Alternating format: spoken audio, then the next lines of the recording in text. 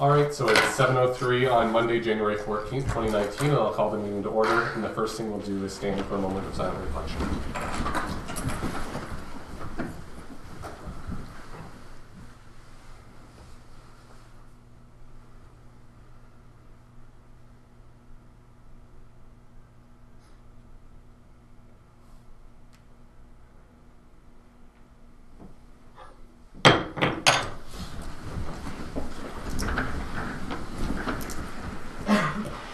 All right, so we just ended our closed session under section 239 2B and D, and we just have one item for the Rising Report. Jennifer? Thank you, Mayor Smith. One motion, resolve that staff be directed to proceed as discussed in closed session. Mover and seconder. Moved by Deputy Mayor Hendricks and seconded by Councillor McKinnon. All those in favor? Opposed, and that's carried. Okay. Is there any declaration of pecuniary interest or general nature thereof? Seeing none. Okay, we'll move into the minutes of the previous meeting, which was December 10th, 2018. Mover and seconder for those minutes. Councillor McKinnon and Councillor Brody. Is there any errors or omissions in those? All those in favor? Opposed, and that's carried. Okay, we don't have any delegations or timed events for this meeting, so we'll go into the correspondence. The upcoming meetings is Monday, January 21st, 2019, and then February 11th and February 19th. Upcoming conferences, there's the Roma Conference on January 27th to 29th. I believe Deputy Mayor Hendricks and I will be attending. And then the OG Conference, which is February 24th to 27th. The recommended readings, the first item is from North Middlesex, and it's the notice of meeting for the zoning bylaw amendment. Item number 2 is from Stratford Caradoc, and it's a notice of public meeting for the official plan and zoning bylaw amendment. Item 3 from AMO, and it's a policy update in regards to Bill 66. Item 4 from AMO, and it's a policy update at Queen's Park summary of the 2018 completed legislation. Can you just slow first 1 second? Yep. You're on number 4? Yep, number 4. Okay.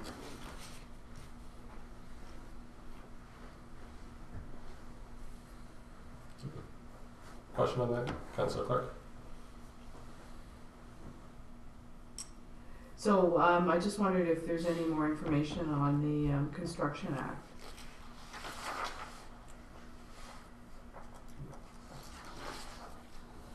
I'm assuming that they don't want us to be contractors. That's what it is. Okay, thank you. Okay. Item number 5 is from the MOE, and it's notification of application for a permit to take water. Item number 6 from Impact, about Impact and the Ontario's assessment system. Item number 7 is from SCORE, and it's an update. Item 8. So Yep. Councillor Clark.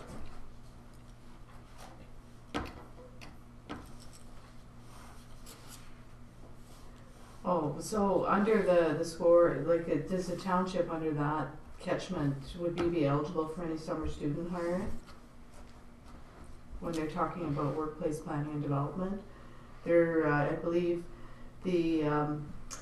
there's a program in place, but you have to apply before the end of January for summer employment. Would that be something the office would be needing? We never investigate under SCORE. We are looking under the Canada Summer Jobs program and applying under that program for summer students. And then the deadline, I believe, for that is the end of the month, the 25th? Okay, Yes. You're on that? Yes. Thank you. And SCORE is giving a presentation to County Council tomorrow, actually. So, item number 8 is from the Asalo Bayfield Conservation Authority, and it's the December 2018 Board of Directors meeting and minutes.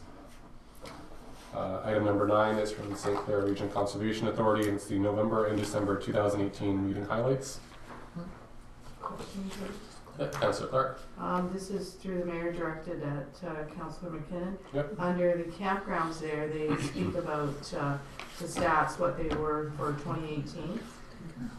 what are pump outs? I'm sorry, I don't know what that is. You're saying pump outs are up 27%. What is that? That'll be where they're connected to the sewers. Like they have, Service sites? yes, Okay, and they're up Service sites. 27% yes. of what's been made available or what's been used?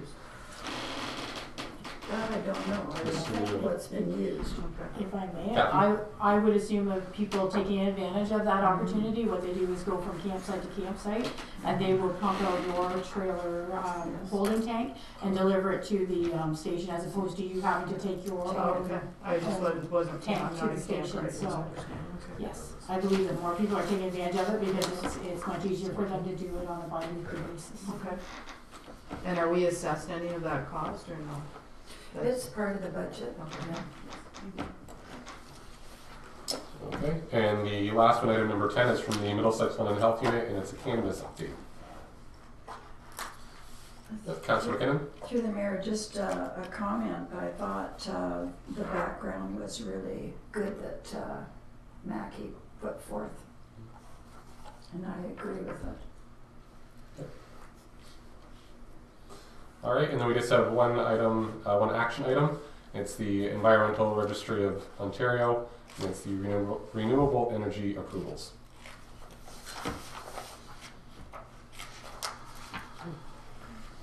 Any thoughts on that one? I can't get where it. Is she gonna get there? And I can't. Oh, here it comes. Is everyone's agenda working? I saw Councillor Brody. It is now. Okay. Yeah. Okay, I'm assuming nobody's jumping up and down to make a motion, so I would a motion to resolve that council receive and file correspondence items CC1 to CC11. Okay, Councillor McKinnon and Councillor Brody, all those in favor? Opposed, and that's carried.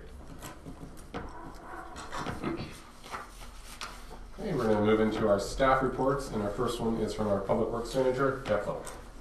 Mr. Mayor, this report is on the half-load limits that we set on our roads in the springtime. There's two items that have come up with my review of this this bylaw. The first one, I noticed Adelaide Metcalfe keeps their date from March the 1st to May 31st, which it doesn't match anything, any of the other municipalities in the area. And the second thing I noticed was there was a few of the roads that we've reconstructed now and that they have not been added to the bylaw, so that's fairly straightforward.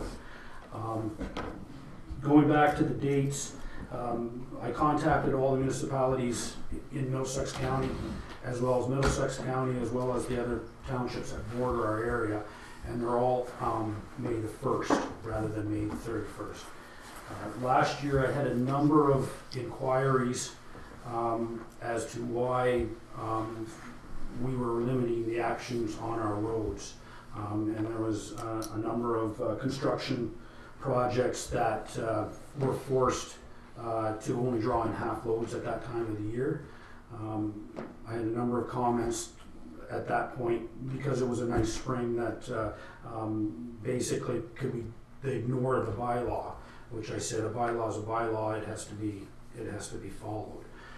So I brought forth changing. What I'd like to do is change the date to May the 1st, and what this is going to allow is one is for the contractors that are working in our municipality.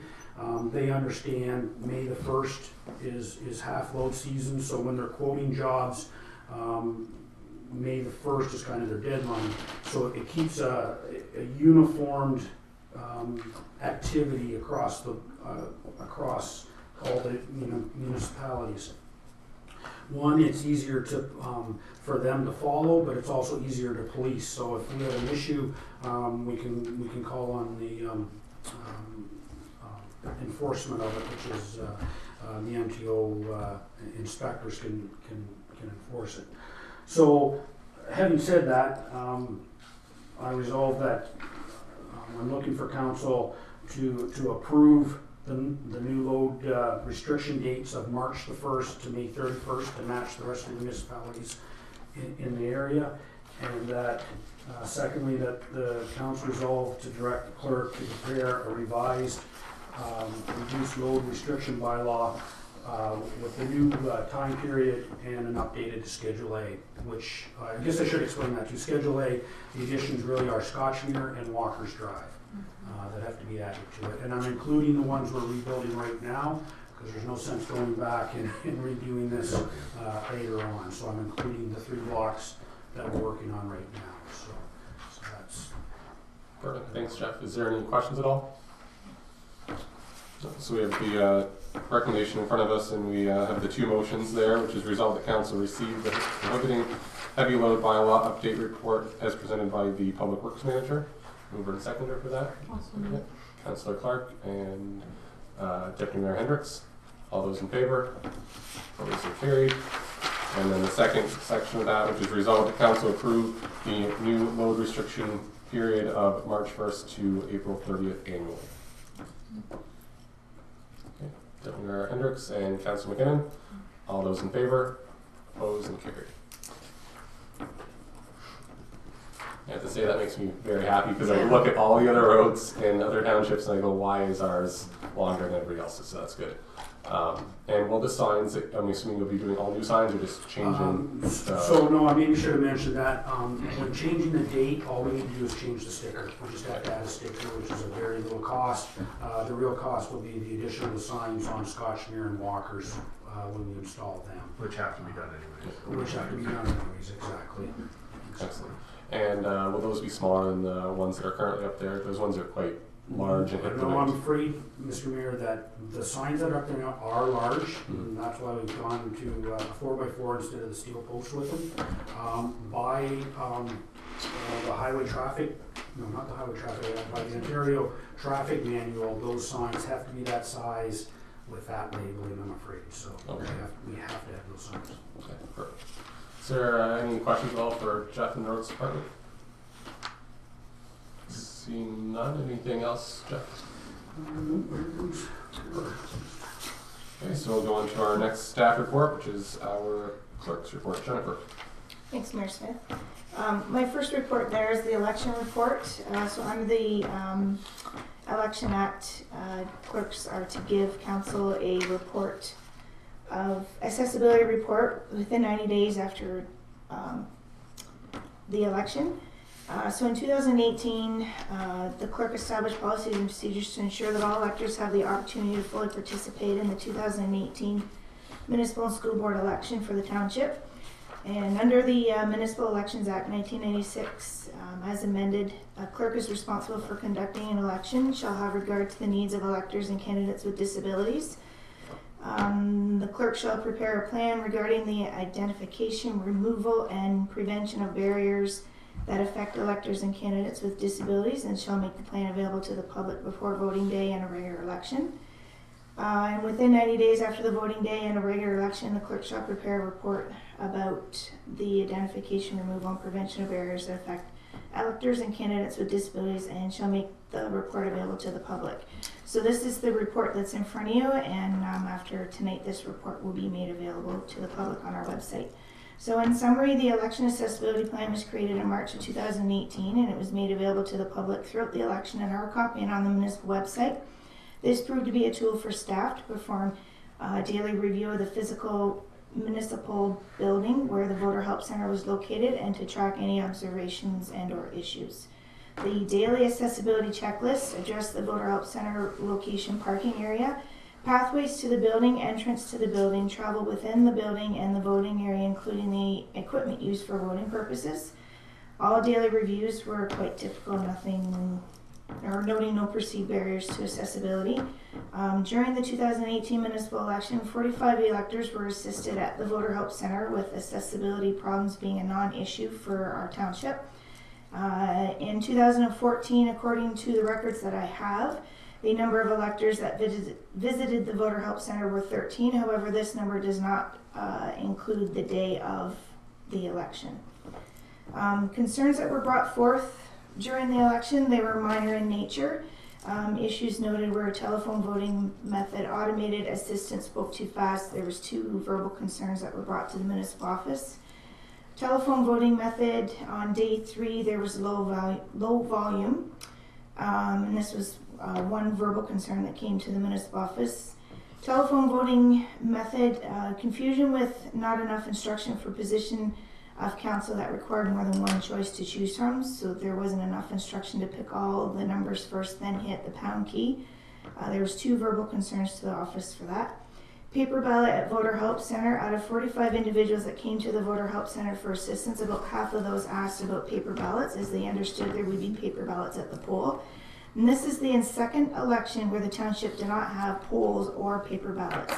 Investigation into where the information came from regarding obtaining a paper ballot at the poll was assumed to have come from a pamphlet flyer that was distributed by one of the candidates. That indicated voters could go to the polling station to vote.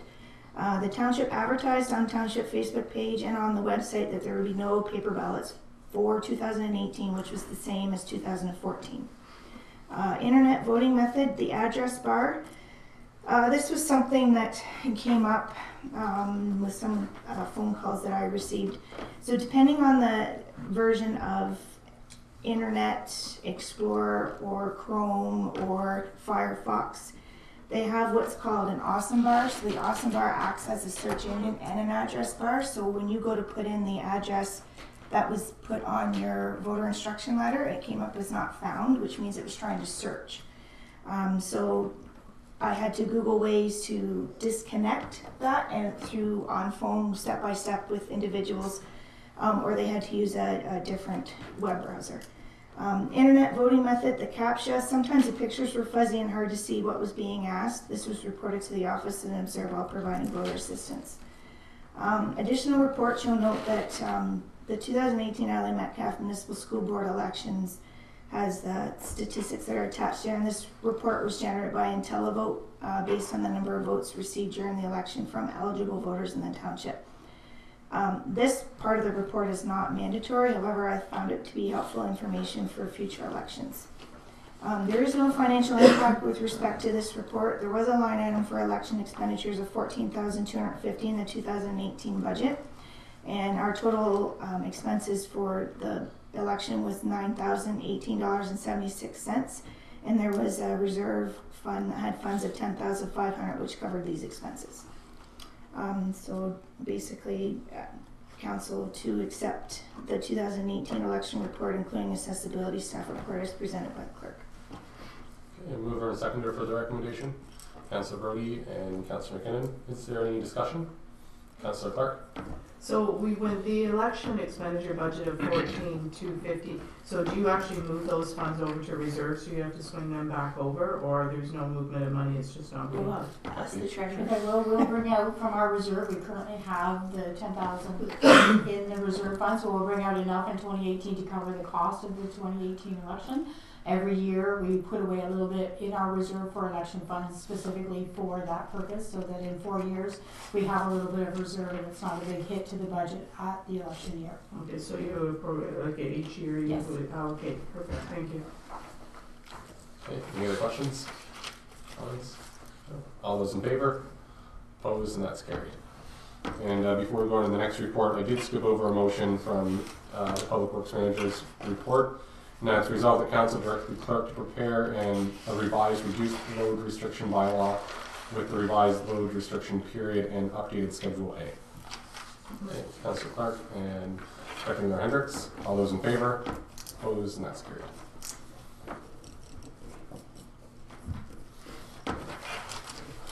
Thank you, Mayor Smith. My next report, because it's a new election year, or council term, we need to not only appoint our board members, but we also need to appoint our municipal investigator under the Ontario Wildlife Damage Compensation Program, which is also known as our livestock valuer. So in August of 2015, council passed bylaw 229 of 2015, which appointed Mr. Gordon Walker as the livestock valuer of the township. And the Ontario Wildlife Damage Compensation Program provides full compensation for value of loss to livestock, poultry, and honeybee producers in accordance to the program guidelines. The Ontario Wildlife Damage Compensation Program enables the province through municipalities to compensate producers of cattle, horses, sheep, goats, swine, poultry, rabbits, and certain fur-bearing animals killed or injured by wildlife such as coyotes and wolves. In addition, the livestock valuer is appointed by bylaw pursuant to Section 4, subsection 1 of the Protection of Livestock and Poultry from Dogs Act. The Protection of Livestock and Poultry from Dogs Act enables the province through municipalities to compensate producers of cattle, horses, sheep, goats, swine, poultry, rabbits, and certain fur-bearing animals killed or injured by dogs.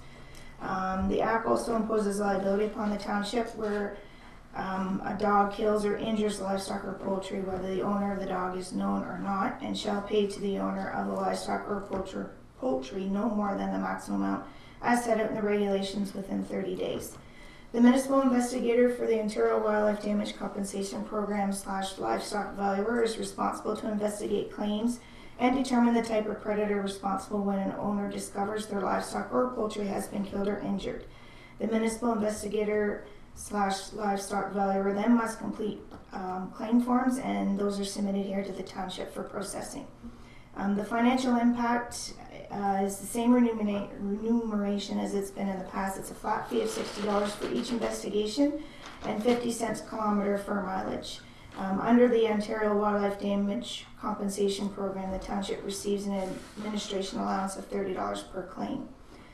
So my recommendation is to resolve that Gordon Walker be appointed as livestock valuer, as well as the appointment for the municipal investigator under the Ontario Wildlife Damage Compensation Program, and this to take effect immediately. Mover and seconder for the recommendation, Councillor McKinnon and Deputy Hendricks. Any discussion? Councillor Clark. Through the mayor, I'd like to ask, just for clarification, so the township, of the $60 that is paid per claim, 30 of that is recoverable from the province? Yes? Yes. And that's my first question. Second is, do we have an alternate if Gordon Walker is not available? Is there an alternate? No.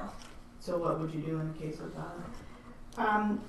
I don't know how many we've had in the past. I know we haven't had too many in the past, and I don't believe we've run into a situation where he has not been made available. Okay. They do have a time frame where they do have to investigate the livestock claim, and then they usually provide pictures with the pertinent application form when it comes here to the office, and usually the treasurer ends up processing those with the province.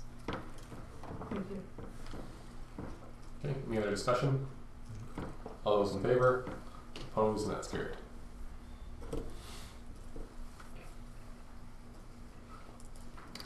My last report is regarding the fence viewer's appointment.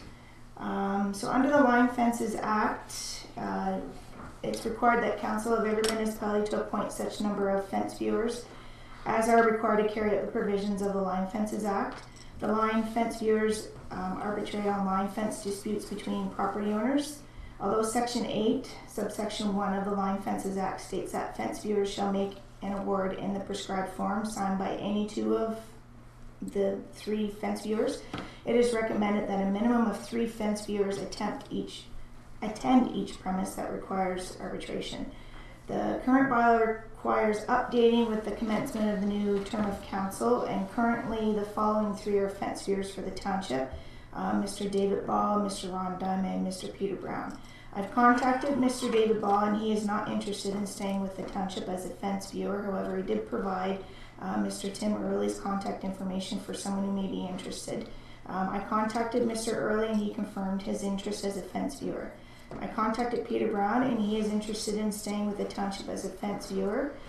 Although there is nothing in the Line Fences Act that dictates employees cannot be fence viewers, it is in the best interest of the township to not allow employees to be fence viewers to keep any potential arbitrations neutral if the township property is involved. Staff is looking for a recommendation from council on who they think may be of interest to fulfill the 3rd fence viewer for the township, so the bylaw can be updated. The financial impact, as in the past, fence viewers are paid a fee of $40 for each arbitration and 50 cents per kilometer for mileage. And just for council's information, since I've been here, there has not been a line fence act, or line fence dispute. So, I'm not really sure how many like calls we would get a year if that was to be the case. So my recommendation to council is resolved that council accept the appointment of fence viewers report as presented by the clerk, and that staff contact the suggested names to fulfill the third vacancy as fence viewer for the township. Okay. Discussion, Councillor Clark. Just Yeah. didn't know Okay. what to say, I'm in support of that. Okay. And seconder. Okay. Deputy Mayor Hendricks. And just to be sure, who are we thinking for the third name then? Or are we just thinking the two? Tim really expressed an interest in that. Yeah, but that one makes. But that only makes two. Oh, I'm sorry, I thought Ron, Because- he's wrong. because Ron he's as employee. employee. Oh, he is an Yes. employee now, I'm Yes. sorry. What about Eldon Bryant? He's a former employee, does that make it my No, share? Still a Still contract temp, on. Still, okay. Yeah. Should we have the motion changed to be advertising through the website and social media? Sure. Yeah. Yeah, I would think so.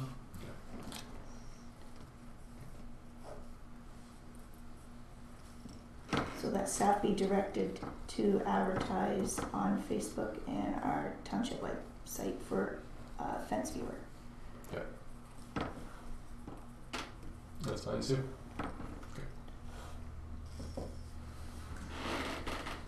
Okay. Any further discussion? All those in favor? Opposed, and that's carried. And that's everything from. Yes, that is all I have. Yes, thank you. Okay, so we'll go on to our next staff report, which is our CO treasurers. Kathy. Thank you, Mayor Smith.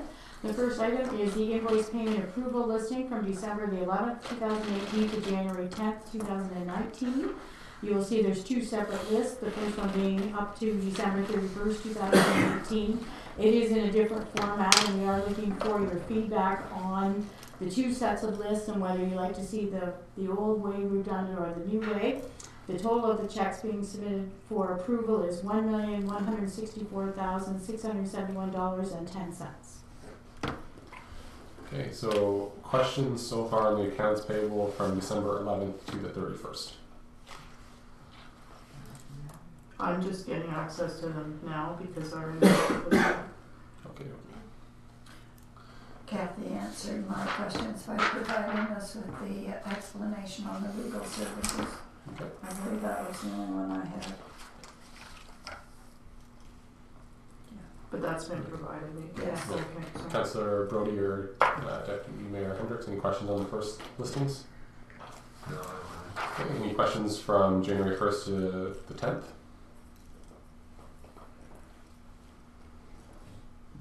Seeing none, and Councillor Clark, once you do it, then I'm sure Kathy will give you your answers.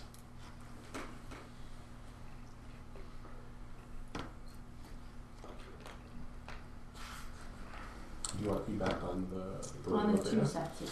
So, did anyone notice the difference between the December and January ones and feedback?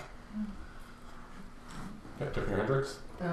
Well, I liked the previous way easier, but I've been looking at it like that for 4 years, so I'd be more interested in what the newer people thought of the format, because I'm just used to seeing them that way, so. Councillor McGrath?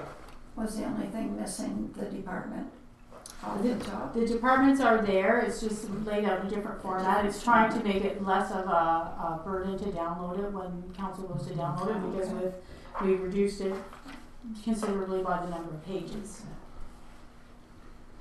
The same information is there, it's just in a slightly different format. Of the, Yep. so I'm on the January ones, and I'm not really necessarily speaking to format, but just wanted to understand the fire association, not that it's a large amount, but I just want to understand, we're paying to Middlesex County Mutual, so that's the farm mutual. No, So it's not. it's It not is what the it does Lambton mutual Canton, aid? it's a firemen's association. They have their own training association. It's our membership into that with the Okay. Middlesex County Firemen's Association. Okay, and then what is MEPCO, M-E-P-C-O, what does that acronym stand for? Municipal employees pension. Okay, It's to do with the conversion from OMERS. When employees are ready to retire, we are a member of OMERS and we're also a member of MEPCO. and for the, I noticed the Ontario One Call, so those are for the locates, Yes. right? So how, what is the math around that? It is a set fee now. We used to get charged on a per call basis, and now they've decided to go, because of the number of locates that are being received, it's a flat fee per month. Okay, and that's not assessed to the property owner that's requesting it, because we wanna encourage that, so there's no services lost, okay? Yes. We get a $500 credit annually from Ontario One Call to help compensate for the calls that we do get. Okay. And then, for your animal control, how is that? How do we pay that? I noticed there's an amount going out in January. Is that a flat fee or is it a monthly fee? It's a monthly fee based on the number of households. Okay, so it's not based on the number of calls? No, it's a flat fee. And when and how often is that negotiated? We just did it last year. And what period of time? Until the animal control officer usually approaches us when she's ready for an increase. She had had an increase for 8 years prior to 2018.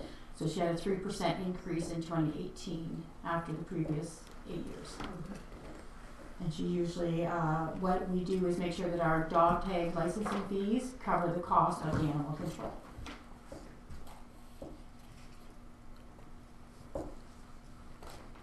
Thank you. That's all my questions. Okay. I did find it here. I don't mind the way it's laid out for January, so, Any other comments on the layout? Well, whenever it's easier for you guys or me. That's We can dangerous. continue to try it, and if council feels that there's not enough information there, or if it's too confusing, we do try in our description to include what department it is, so roads, RDS is roads, and we do try to give you that information so you can kind of understand where it's going, even without the department at the top. Personally, I'm like Deputy Mayor Hendricks. I like the previous version. Yeah. And the only reason for that is just because it's just the one line. It just seems like it's a little confusing to me. That's all. But I think maybe it's just a change. Maybe I need to look at it for a while. Excellent. Okay. So we need a motion in that resolve the council approve the account listings for the period December 11, 2018 to January 10th, 2019 in the amount of $1,164 or $1,164,671.10 as presented. Deputy Mayor Hendricks and Councillor Clark, all those in favor? Opposed? And that's carried. Second report is in regard to the 2019 township budget process. The council is responsible to approve a budget for the township operations on an annual basis. A timetable for the completion of the 2019 township budget needs to be established. Past practice, we had the annual budget approved in May or June annually. In 2018, council was able to provide approval of the budget in April. This provides staff with a better time frame to obtain quotes and tenders and prepare for capital projects. Senior staff will be receiving their 2018 financial information for review and assistance in preparing the 2019 township budget within the next week. We're tasking senior tasks to have their 2019 capital expenditures submitted the first week of February, with the operational budget figures to follow shortly thereafter. Council has scheduled a full day meeting for their first budget review. The only financial impact will be the cost to advertise it on the website and Facebook. We also put a small ad in the local newspapers to ensure that everyone is notified. And that staff is recommending we begin the process on March the 6th at 10 a.m. to begin the review of the 2019 draft township budget. We'd like to do it a little sooner, but we have not received word on the 2019 OMPF allocation, the Ontario Municipal Partnership Fund, which is our main source of funding from the government. So we're waiting on those words, and hopefully we'll have it by the end of January so we can start looking at what we can do for 2019. Okay. Is everyone available on that day?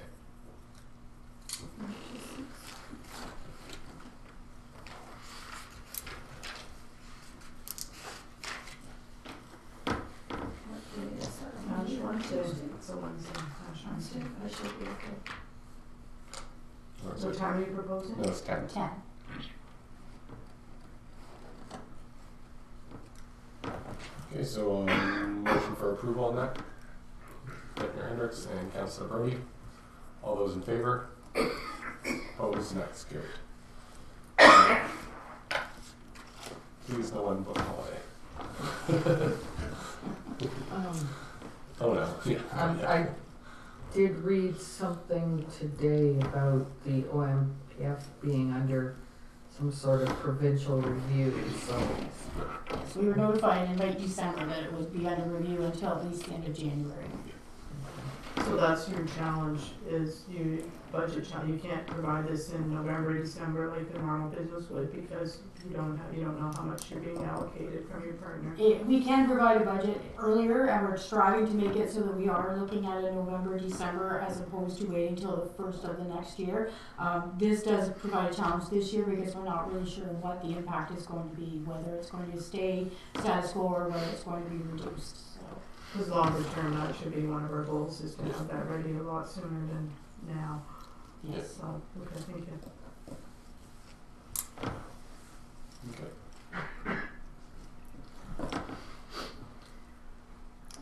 So the next report is in regards to the Ontario Cannabis Legalization Implementation Fund.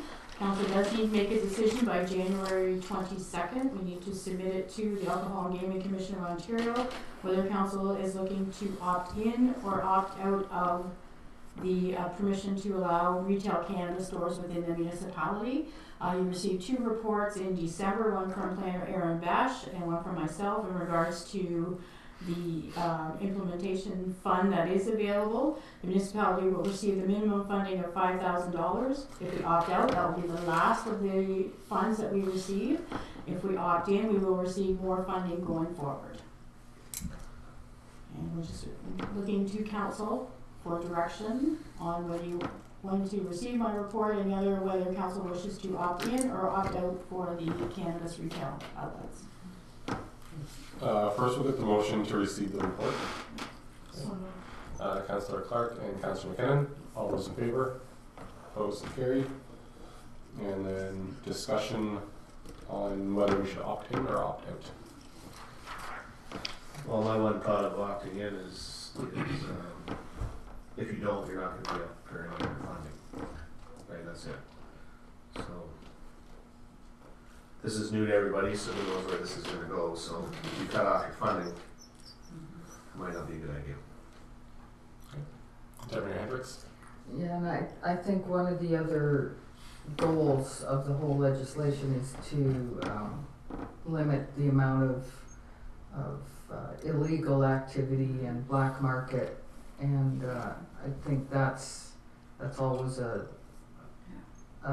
pretty valuable goal. I haven't heard that any of the 25 lucky people are in this township, so we have lots of time to prepare for anything.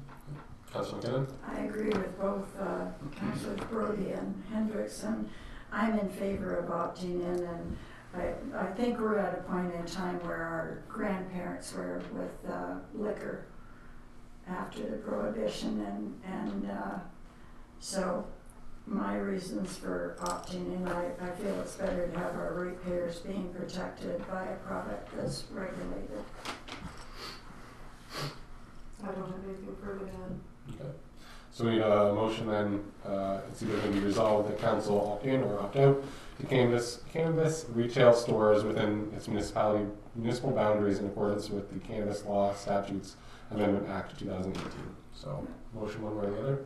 So moved. And that's to opt in. Yes. Okay, so that's moved by Councillor McKinnon and seconded by Councillor Brody. Any further discussion? All those in favor? Opposed? And that's carried.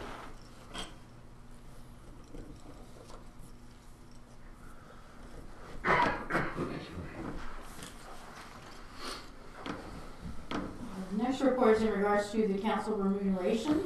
As council is aware, the 1/3 municipal tax-free officers allowance has been removed effective January 1st, 2019 with the March 2017 federal budget. Council has not thoroughly reviewed remuneration for several years. They had a review in 2015, however, they did not compare much more than just looking at what they were paid and whether they were satisfied with their current rate of pay.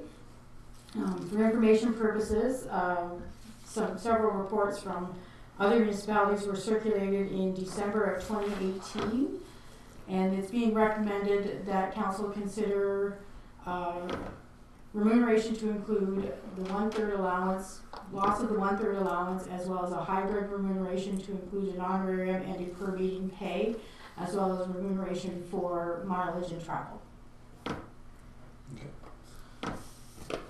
Motion for the recommendation. Deputy Hendricks, and second by Councilor McKinnon. Any discussion at all? Councilor McKinnon? We discussed Wi-Fi. Should that be included in the bylaws or? Wi-Fi in that connection.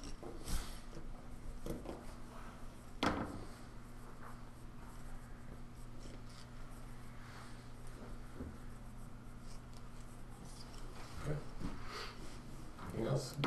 Councilor Deputy Hendricks, you do your hand up or no? No. Councilor Clark? I guess I appreciate why you think Wi-Fi should be included, because everybody's required to pull it up on the iPad that's been provided, and we do the internet. Most of us already have internet at our house for farming operations and such, so I'm not sure I'm in 100% agreement with the Wi-Fi piece, but I do understand why we need it, so.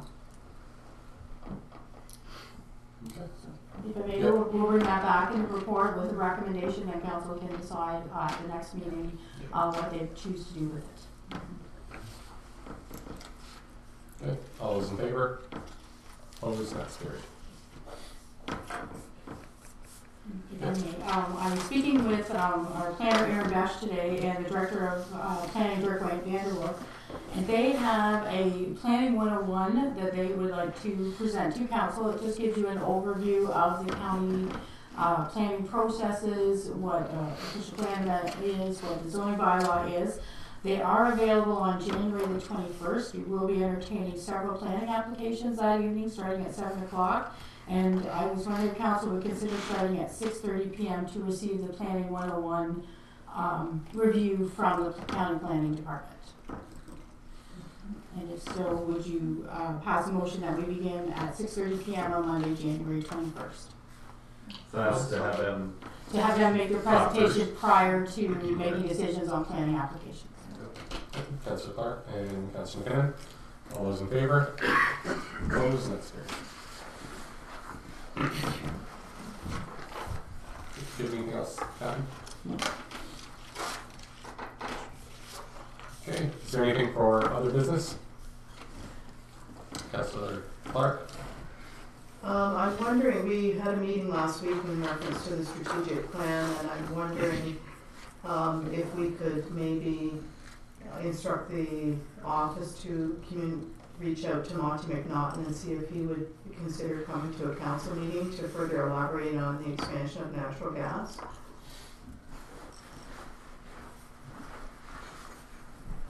As well as reaching out to Kara Finn from Middlesex County for economic development.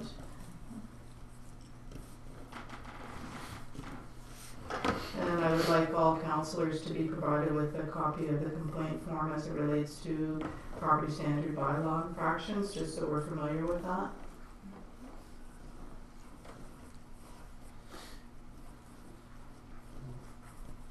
And that's all.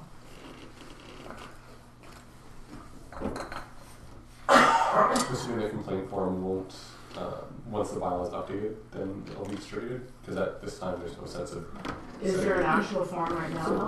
Well, here, if I may, sorry. What we can do is give you an overview of what we currently have in place, and what we have the tidy yards, property standards, as well as a general complaint form, or general comment form. So we can review those forms that are available at the starting time and move forward with that once we get our property standards bylaw review completed. Great, thank you. Okay, anything else? Next time. Okay, for myself, on Saturday I attended the Kerwood Fire Department's awards night. It was a very good evening to celebrate those that have reached their 5, 10, 15, 20, 25, and 30 years milestones. There wasn't anybody I don't think was above that 30 mark right now. oddly enough, there was a fire call actually during the dinner, so the place half cleared out for a few minutes, and then they came back. It was nothing serious, so it was only about 15 minutes that the fire department was left with their spouses and the mayor in the room. So it was a good night overall. Tomorrow is we have Middlesex County Council, and there's two things I also want to highlight for that. The MFA and the OFA are attending and presenting on the rationales why they'd like to see the farm tax ratio decrease from the 0.25 to the point, I think they're asking 0.225. So that'll be an interesting presentation from them. There won't be a decision made tomorrow, but County Council will be looking at it, and I've asked the CAO to push forward that decision earlier than later, so then all the lower tiers have an opportunity to look at what the rates will be to see how it will affect their tax rate in each municipality. It won't affect obviously the dollars coming in, it just affects where the dollars are coming from. So hopefully that will be happening in February when a decision will be made. Is that meeting open to the public? Yes, yeah, and that presentation will be shortly after 1 o'clock. And then SCORE will be doing a presentation as well, so it's the South Central Ontario Region Economic Development. Middlesex County has been a partner in the last number of years, but last year they indicated that it might be the last year, so I'm not sure exactly if that partnership will be continuing with Middlesex County and SCORE, so I'm not sure. We'll see what happens from County Council to see if that partnership will continue or not. And the last one, which is just interesting, is Town Centre. They have an OPA official plan amendment, and it's with a gravel pit. So it's going to take up probably an hour plus of time of County Council's time dealing with that. There's 5 delegations with that, so it'll be interesting to see what the outcome will be. They're wanting to implement, Yes. start one? Yes, so there's a gravel pit. So the official plan amendment is to allow for the gravel pit, and there's a large number of residents that are concerned about it. Yeah. So that's it from myself. So, it will be an interesting and long meeting, that's for sure. I hope that my voice will hold out. That's not feeling the greatest right now. There's nothing else. We'll move into the bylaws. And we have a motion to resolve that all 3 readings be given to bylaw number 1, 2019, designate signing authority. Number 2, 2019, committee member appointments. Number 3, adopt minimum maintenance standards. Number 4, interim tax levies. And number 5, confirm council proceedings, and that these bylaws be signed by the mayor and clerk, and the corporate seal be attached. Mover and seconder. Okay, Deputy Mayor Hendricks and Councillor McKinnon. All those in favor? Opposed? And that's carried. And if there's nothing else, motion to adjourn at 7:51. Okay, Councillor Clark and Councillor Brody, all those in favor? Opposed? And that's carried.